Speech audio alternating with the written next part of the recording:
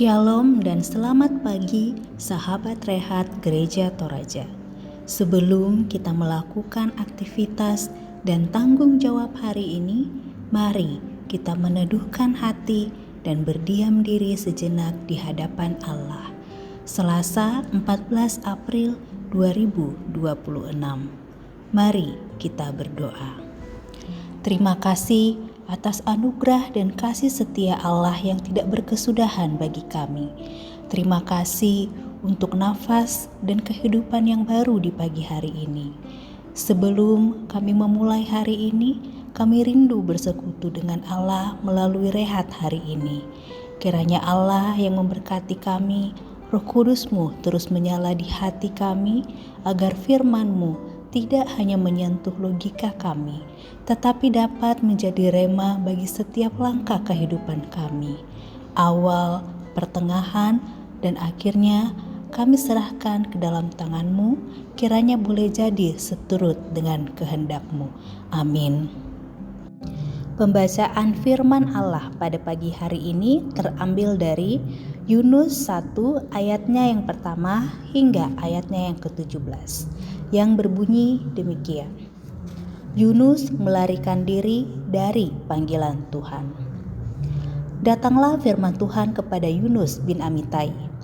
Pergilah segera ke Niniwe, kota yang besar itu. Serukanlah peringatan terhadap mereka, karena kejahatannya telah sampai kepadaku. Tetapi Yunus bersiap untuk melarikan diri ke Tarsis, jauh dari hadapan Tuhan. Ia pergi ke Yafo dan mendapati di sana sebuah kapal yang akan berangkat ke Tarsis. Ia membayar biaya perjalanannya, lalu naik kapal itu untuk berlayar bersama mereka ke Tarsis, jauh dari hadapan Tuhan. Namun Tuhan menurunkan angin ribut ke laut. Lalu terjadilah badai besar sehingga kapal itu hampir saja hancur. Awak kapal itu ketakutan, masing-masing berteriak-teriak kepada ilahnya. Mereka membuang ke dalam laut segala muatan kapal itu untuk meringankannya. Sementara itu, Yunus telah turun ke bagian kapal yang paling bawah, berbaring di situ dan tertidur nyenyak. Datanglah nahkodah menemuinya dan berkata, "Bagaimana mungkin engkau tidur begitu nyenyak? Bangunlah, berserulah kepada Allahmu. Barangkali Allah itu akan memperhatikan kita, sehingga kita tidak binasa." Kemudian mereka berkata satu sama lain, "Mari kita buang undi, supaya kita mengetahui karena siapa malapetaka ini menimpa kita."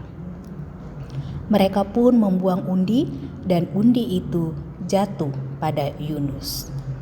Kata mereka kepadanya, "Beritahukanlah kepada kami, karena siapa malapetaka ini menimpa kita?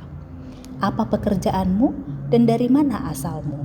Apa negerimu dan dari bangsa mana engkau?" Sahutnya kepada mereka, "Aku orang Ibrani, aku takut akan Tuhan, Allah semesta langit yang menjadikan lautan dan daratan."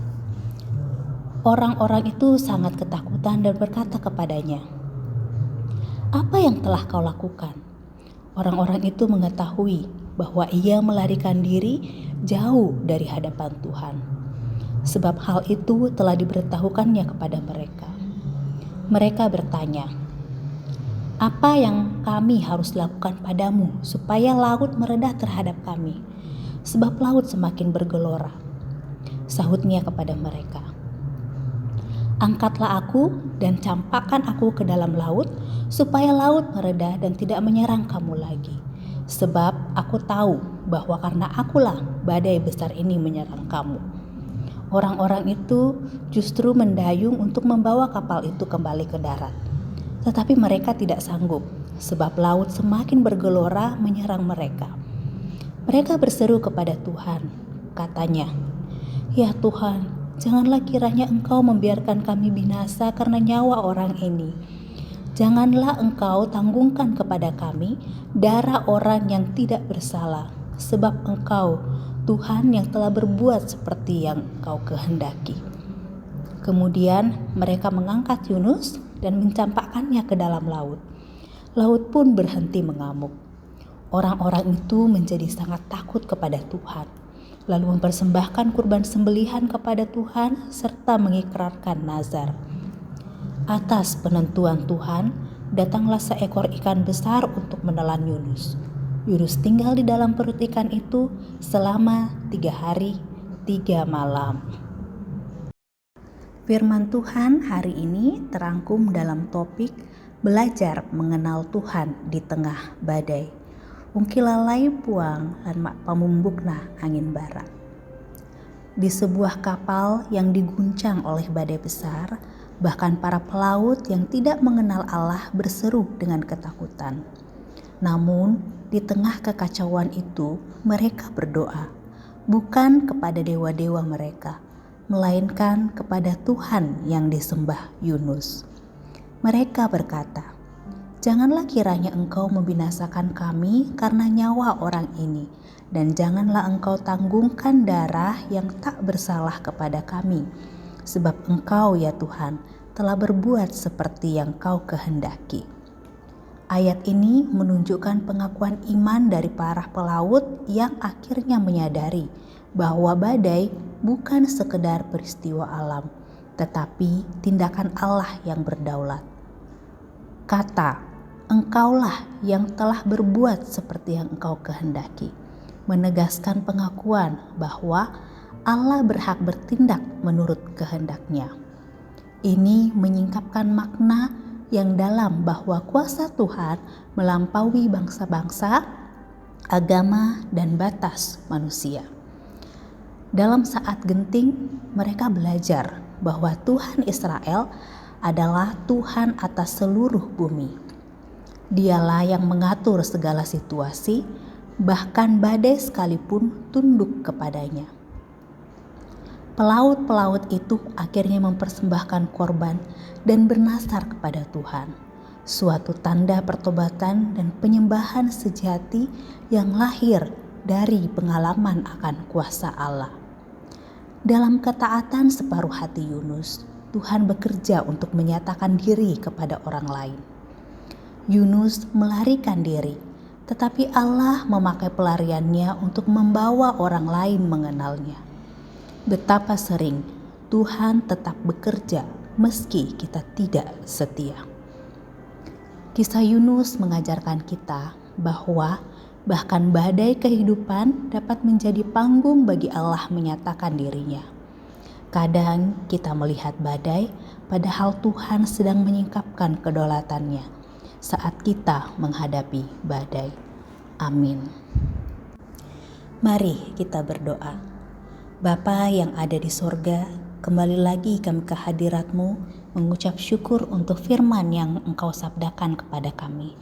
Sekiranya firman-Mu ini tidak hanya menjadi bahan dan pemahaman kami secara kognitif, tetapi holistis sehingga kami boleh terus mendapatkan kepekaan untuk melakukan yang terbaik sesuai kehendak Tuhan di tengah-tengah keterbatasan kami. Kiranya Roh Kudus-Mu terus membuat kami menjadi orang yang tahu diri akan keberdosaan kami dan hanya salib Kristus yang mampu menyelamatkan kami. Tuntun kami agar setiap kami yang telah mendapatkan wahyu khusus ini dapat mempertanggungjawabkan anugerah keselamatan yang Tuhan berikan di dalam kehidupan kami sehari-hari. Di antara kami saat ini, mungkin ada yang memikul beban begitu berat, kehilangan orang yang kami kasihi, berjuang memperoleh kesembuhan, baik di rumah maupun di rumah sakit, dan berjuang untuk kehidupan yang lebih baik. Kiranya Allah yang selalu merengkuh hati kami, meneguhkan kami bahwa ada harapan yang besar di dalam Tuhan. Tolong kami agar memahami dan memaknai bahwa pergumulan ini adalah bagian yang Tuhan boleh pakai untuk membuat kami semakin bertumbuh serupa dengan Kristus. Berdoa untuk komunitas Gereja Toraja Jemaat Tangerang, terkhusus bagi para pelayan Allah, pendeta, pekerja gereja, majelis, pengurus OIG, dan pelayan Tuhan lainnya, agar senantiasa tetap diberikan kesehatan, kekuatan, dan menjadikan mereka tetap setia dengan pelayanannya terhadap Engkau.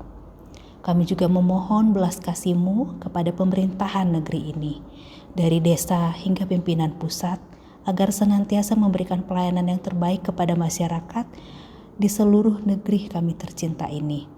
Hikmat dan tuntunan dari Tuhan menyertai mereka untuk menjadi pemimpin yang berkenan di hadapan Allah. Mereka boleh melayani dengan hati yang tulus dan terus berjuang demi persatuan dan kemajuan bangsa Indonesia. Kami juga berdoa untuk kondisi dunia saat ini yang penuh ketidakpastian, konflik dan penderitaan. Tuhan, Engkau melihat setiap peperangan, ketegangan antar bangsa, krisis ekonomi, dan juga bencana alam yang terjadi. Kami memohon kiranya damai sejahtera-Mu dinyatakan di tengah dunia ini.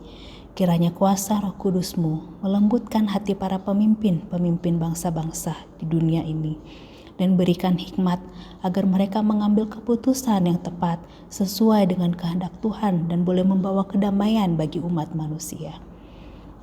Inilah doa kami yang kami bawa. Dalam nama Yesus Kristus kami berdoa. Haleluya. Amin. Demikian rehat hari ini. Salam sehat dan selamat beraktivitas. Tuhan Yesus memberkati.